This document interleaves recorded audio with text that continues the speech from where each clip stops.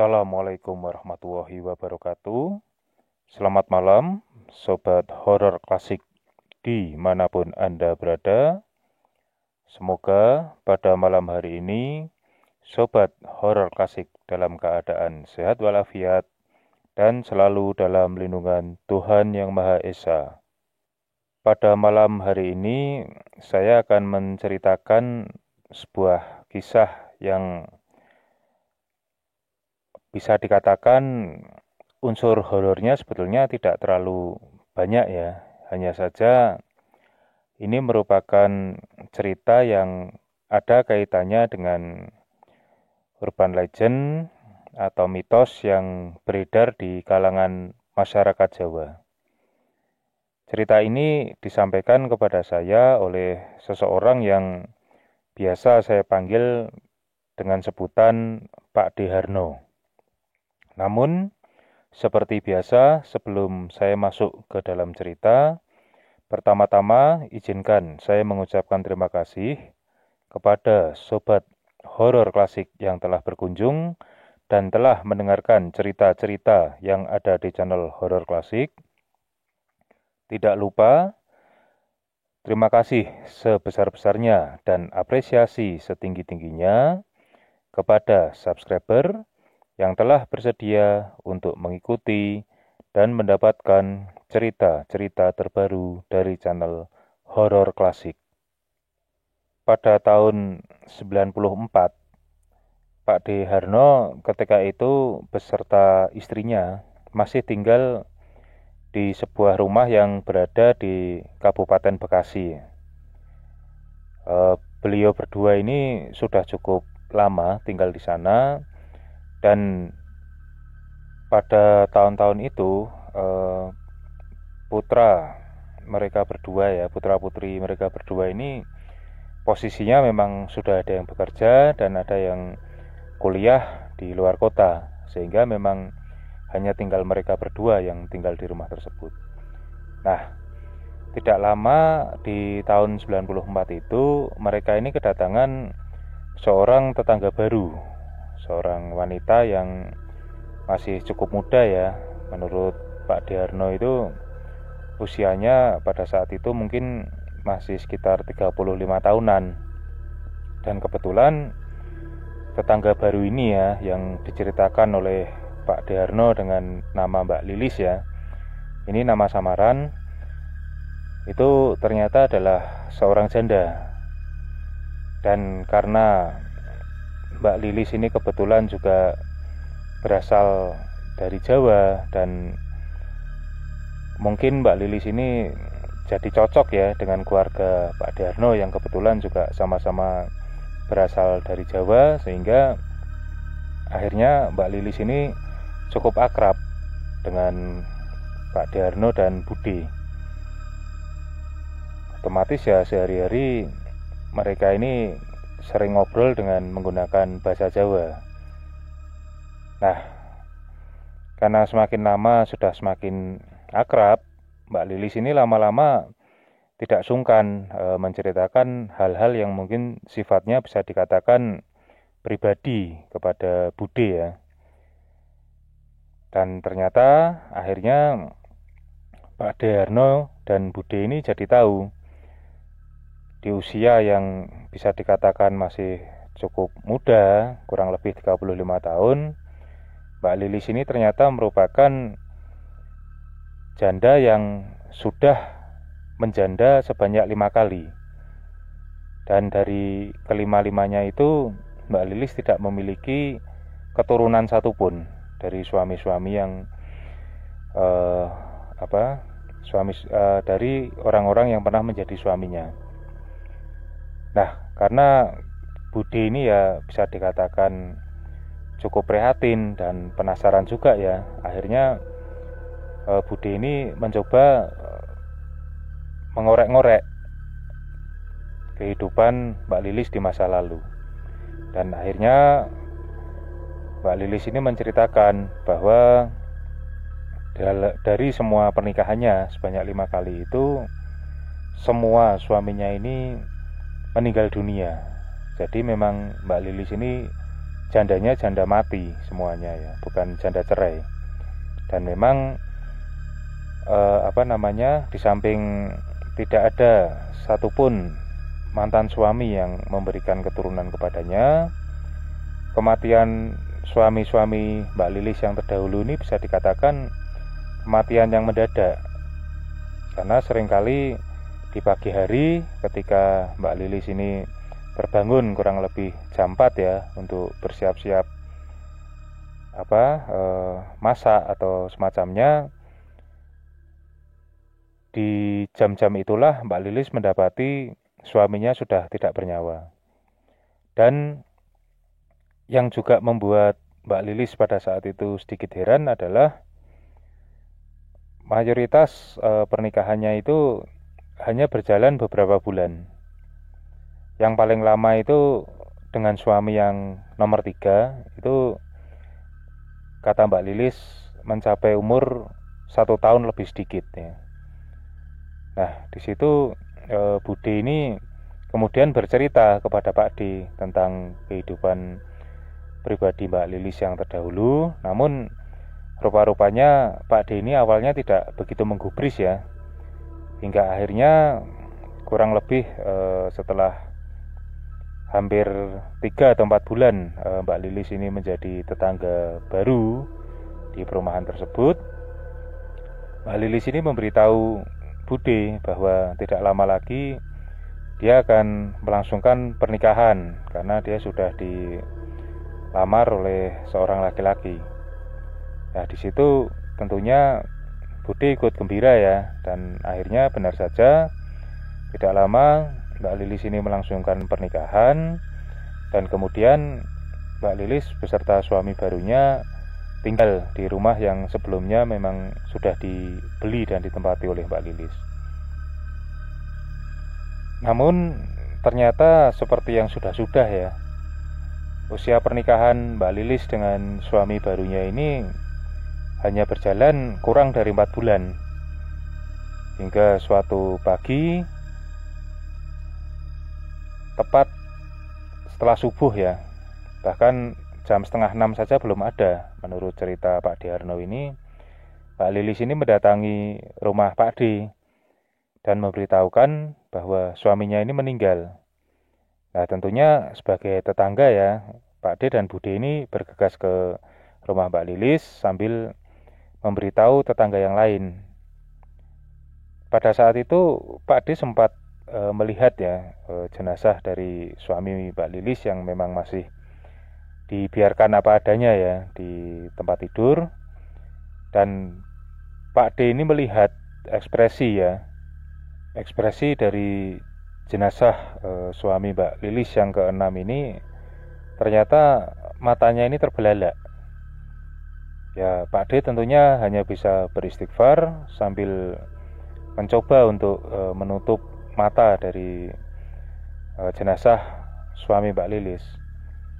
Namun ternyata sudah dicoba berkali-kali, mata dari jenazah suami Mbak Lilis ini tetap tidak bisa terpejam. Nah, akhirnya singkat cerita,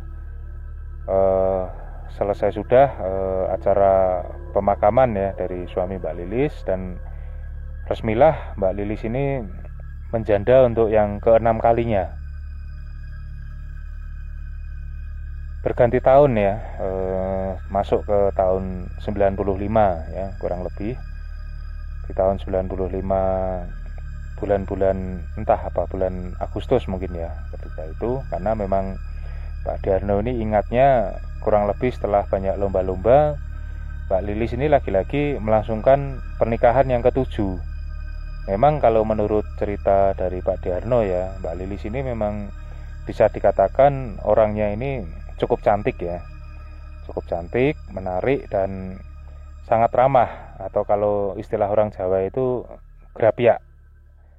Jadi memang mudah akrab dengan siapapun. Nah, akhirnya jadilah Mbak Lilis ini menikah kembali untuk yang ke-7 kalinya. Dan menurut Pak Diarno ya, suami barunya ini sepertinya usianya memang lebih muda dari Mbak Lilis. Dan akhirnya Setelah menikah, mereka kembali tinggal di rumah tersebut. Namun ternyata ketika masuk bulan kedua usia pernikahan, mereka ini berpindah dari rumah itu. Mereka berpindah ke daerah yang sedikit agak lebih mendekati kota Jakarta ya. Sudah masuk daerah Jakarta Timur kalau Pak D tidak salah ingat ya. Namun rupa-rupanya belum genap setahun Mbak Lilis meninggalkan rumah yang ada di komplek perumahan Pak Darno ini. Mbak Lilis kembali lagi ke rumah tersebut dan kembali bercerita kepada keluarga Pak D bahwa lagi-lagi suaminya ini meninggal. Nah, disitulah Pak D ini mulai tertarik.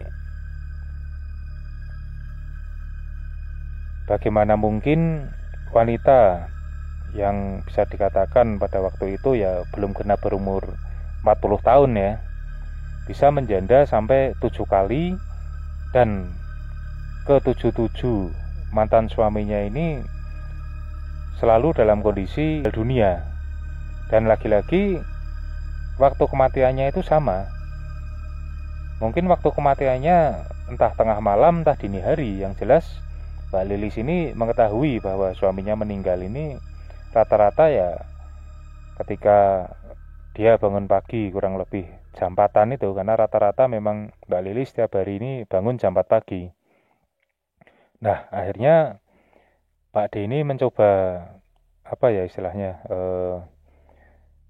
lebih mengorek-ngorek lagi ke kehidupan pribadi Mbak Lilis, misalnya apakah memang ada keturunan yang semacam itu di keluarga Mbak Lilis, ataukah mungkin Mbak Lilis ini memiliki semacam ilmu atau mempelajari sesuatu dan sebagainya ya.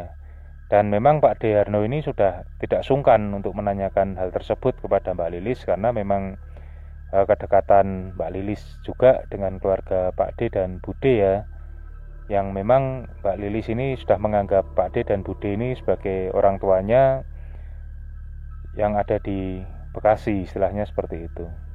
Namun lagi-lagi Mbak Lilis memang sama sekali tidak memiliki keturunan atau garis keturunan baik dari leluhur manapun yang seperti itu.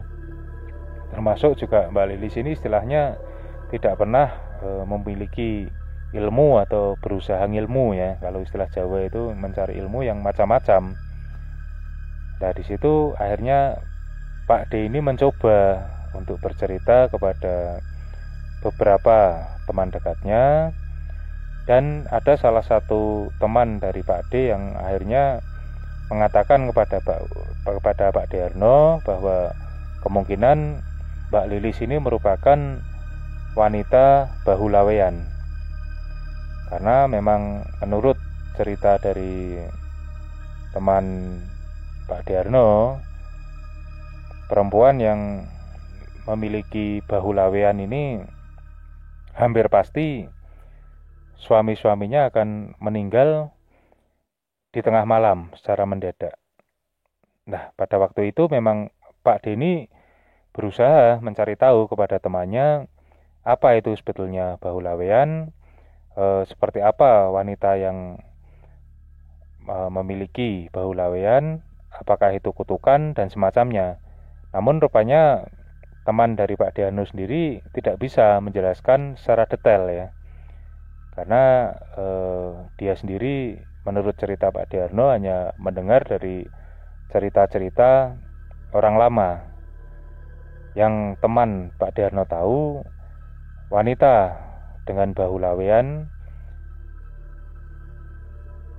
akan ditinggalkan suaminya secara mendadak, dan dia tidak akan mendapatkan keturunan dari suami-suami yang meninggal tersebut. Nah, Pak D pada akhirnya memang menceritakan kisah tentang Mbak Lilis ini kepada saya di tahun 2000-an ya.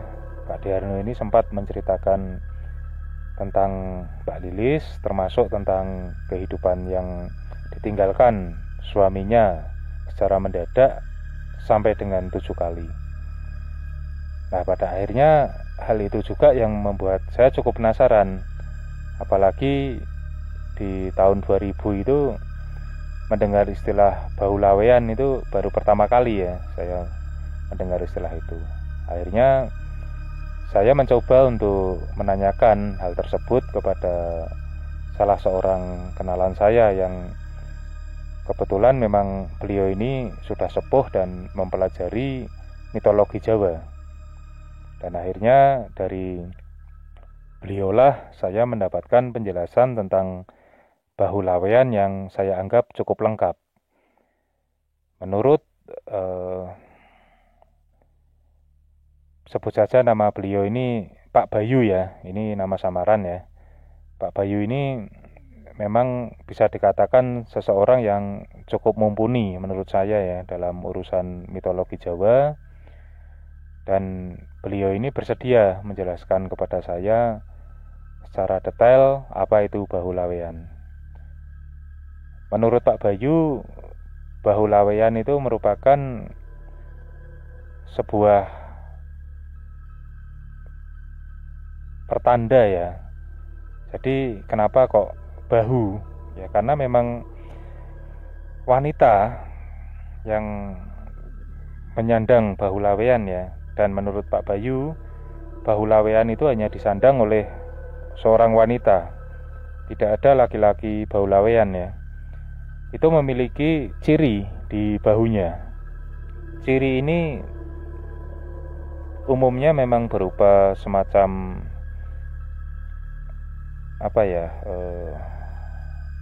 kalau orang Jawa itu menyebutnya sebagai toh ya. Kalau bahasa Indonesianya apa saya kurang tahu ya. Tapi kalau orang Jawa itu mengatakan semacam toh di bawah kulit, namun masih bisa dilihat oleh mata ya. Hanya saja memang kadang-kadang di penyandang bahulawean tertentu, tanda toh itu tidak bisa dilihat dengan mata telanjang. Artinya memang harus dilihat dengan mata batin. Dan masih menurut Pak Bayu lagi, rata-rata wanita penyandang bahulawean ini memang akan selalu ditinggalkan oleh suaminya dengan kematian yang mendadak, dan umumnya memang kematian itu terjadi pada tengah malam. Karena lagi-lagi menurut Pak Bayu, sebetulnya wanita penyandang bahulawean ini itu sebetulnya di dalam tubuhnya itu berdiam satu sosok makhluk gaib yang secara perlahan sedikit demi sedikit itu akan menghisap darah dari suami wanita penyandang bahulawean.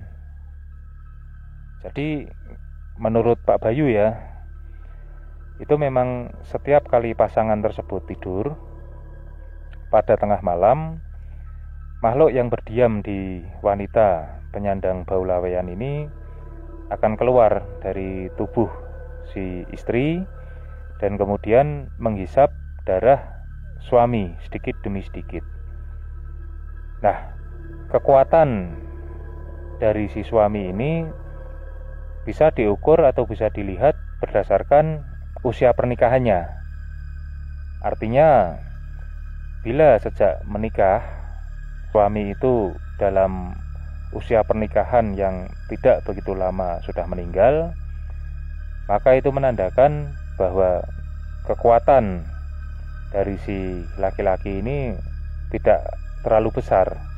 Saya juga tidak terlalu paham ya yang dimaksud dengan kekuatan ini, apakah mungkin kekuatan spiritual atau apanya. Dan Pak Bayu sendiri hanya mengatakan ya pokoknya itu kekuatan begitu saja. Sementara bila pernikahan itu berusia cukup panjang, maka bisa dikatakan kekuatan dari si suami ini cukup tinggi seperti itu. Nah, memang di kasus Mbak Lili sendiri ya, itu memang dari cerita Pak Darno memang usia pernikahan yang paling lama ini dengan ketujuh suami pertamanya itu hanya 1 tahun lebih sedikit. Dan masih menurut cerita Pak Bayu lagi, rata-rata memang suami dari wanita penyandang bau lawean ini pada saat meninggal itu kondisi tubuhnya itu bisa dikatakan seperti mengering ya, mungkin seperti itu istilahnya, karena memang secara gaib itu darah dari si suami itu konon sudah dihisap oleh makhluk yang berdiam di tubuh wanita penyandang bau lawean. Sehingga memang Pak Bayu sendiri ini menyebut bahwa wanita penyandang bau lawean ini merupakan istri yang memangsa suaminya sendiri, seperti itu. Namun Pak Bayu juga mengatakan bahwa hal tersebut hanya akan terjadi 7 kali. Artinya ketika si wanita dengan bau lawean ini menikah untuk ke-8 kali, ya umumnya kehidupan pernikahannya akan lancar dan dia akan memiliki keturunan. Dan ketika saya mencoba mengkonfirmasi ke Pak Diarno, memang ternyata menurut Pak Diarno benar, karena memang pada akhirnya Mbak Lilis ini memang kembali menikah ya untuk ke-8 kalinya, dan alhamdulillah sampai dengan sekarang Mbak Lilis ini sudah memiliki 2 keturunan dari suami yang ke-8 ini. Dan alhamdulillah keluarga Mbak Lilis juga sehat walafiat dan masih bertempat tinggal di rumah yang dekat dengan rumah Pak Diarno di Bekasi.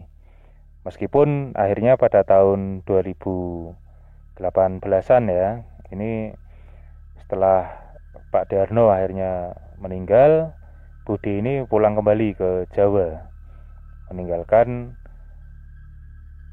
rumah di Bekasi dan meninggalkan Mbak Lilis yang pernah memberikan cerita yang cukup berkesan pada waktu itu di ingatan Pak Diarno dan Budi. Nah, saya memang cukup tertarik ya dengan wanita bau lawean ini, hingga saya memang akhirnya ini banyak bertanya kepada Pak Bayu, apakah memang ada ciri-ciri yang bisa dilihat dengan kasat mata, karena tentunya agak mengerikan juga ya ketika apalagi ketika itu ya saya yang sebagai seorang laki-laki yang nanti pada akhirnya akan istilahnya mencari istri, itu cukup ngeri juga kalau misalnya mendapatkan istri yang ternyata menyandang bau lawean.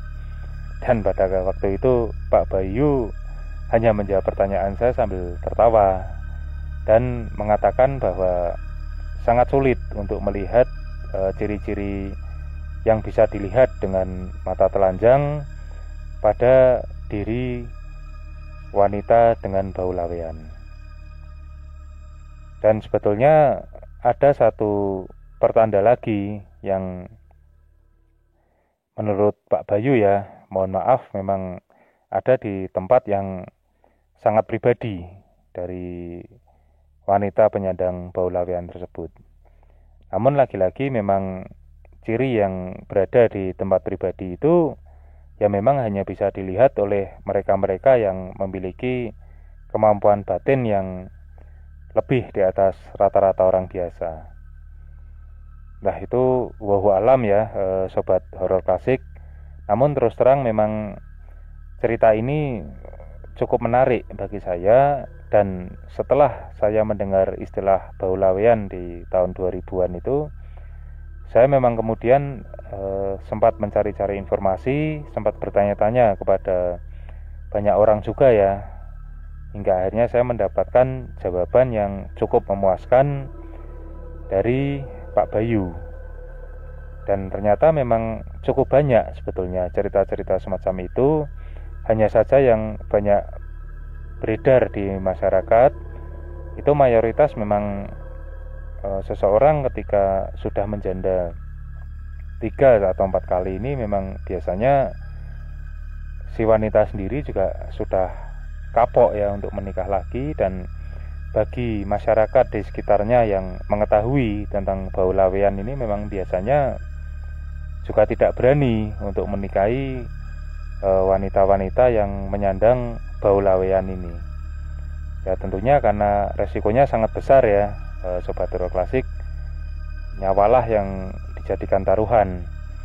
Namun sekali lagi ya wallahu alam ya, karena Pak Bayu sendiri juga akhirnya secara diplomatis beliau mengatakan bahwa ya mungkin memang semua itu lebih baik disikapi sebagai takdir dari yang di atas saja.